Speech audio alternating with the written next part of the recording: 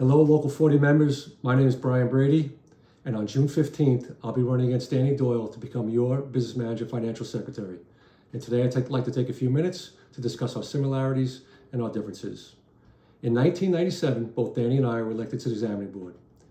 In the year 2000, we were both elected to the executive board. And since that day, we have both sat on every single negotiating committee with our contractors to hash out our collective bargaining agreement. Every contract between 2000 and today, Danny and I have both sat on that committee to negotiate your contract.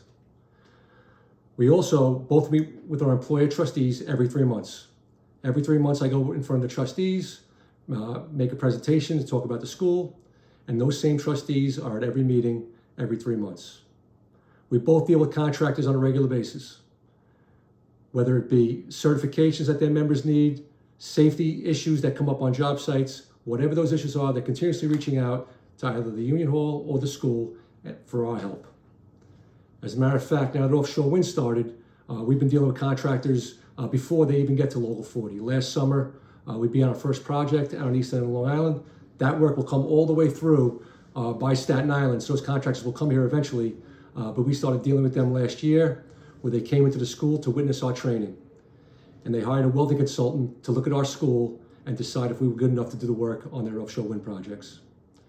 After 5 minutes of answering their questions, the vice president said, "Why do we even hire a welding consultant? These union iron workers can do the work." And we helped them build that project last summer. The first of what will be many wind farms across Long Island and through Staten Island, down to Jersey and down the East Coast. This will be thousands and thousands of man hours for our members. And we were out there first doing the training and getting ready so these contractors have the qualified workforce.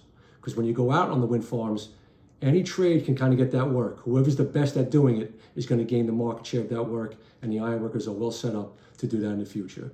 And finally, our last similarity is we are paid by you, the members. Both Danny and I are paid by you. Every hour you work, you contribute to the JAC fund for the school, and you pay an assessment to Local 40. You pay all of our salaries.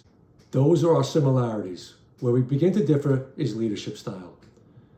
Historically, Local 40 has a top-down leadership style, with powers consolidated up top, 3 people, and they send information down, and every once in a while some information will come up, but mostly it's a top-down information style.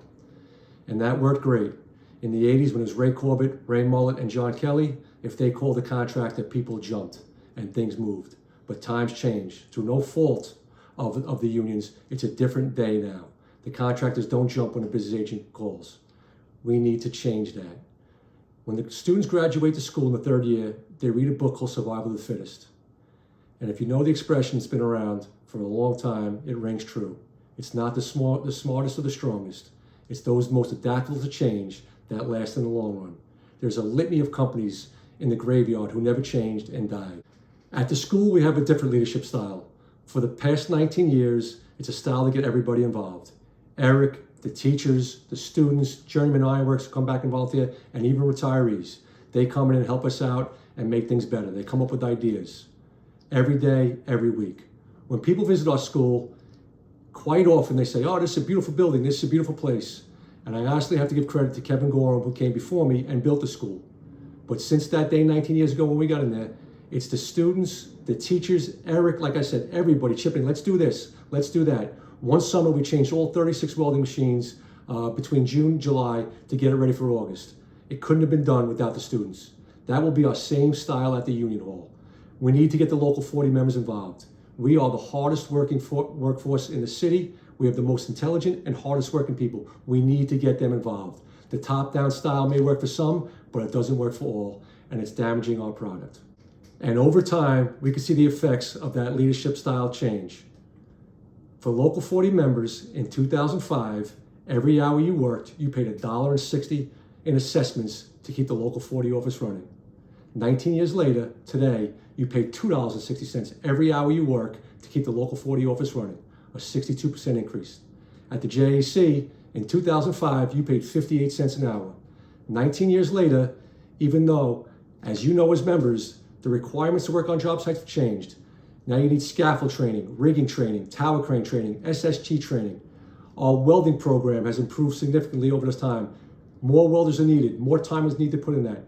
We haven't had the results back from this year, but for last year's welding class, there was 100% people passed the AWS stick test, 90% passed the state test, and 88% passed the flux core welding test.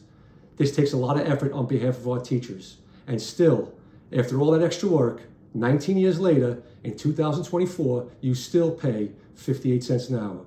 That is something we are proud of, and that leadership style of getting everybody involved and getting their ideas plays a big role in that. Last month, at the April membership meeting, Danny Doyle told the membership that he's looking to implement a 20% pay cut on certain jobs to gain back market share. He wants to pay for that by telling the executive board at the May meeting he's going to take 75 cents and add it to the assessment. It'll go from $2.60 to $3.35. We think we have better ideas. That's a lot of money for the members to pay every hour. Instead of taking a 20% pay cut, we are going to go to the contractors first and see what they need. Make them as efficient as possible before the bid goes in. And if we ever ask you for a 20% pay cut, we will take a 20% pay cut. You work too hard to work free on Friday.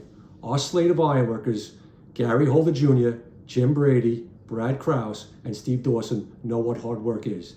They work in the trenches with you. We know what it takes to lead on a job site. We need leadership that will get our membership involved. Nobody's going to do this by themselves. The top-down 1, 2, or 3 people trying to do everything is just too much work in this day and time. We're going to get the membership involved to get our market share back. We look forward to doing it. I thank you for listening to this. And if you have any questions, you can send me an email at the address below.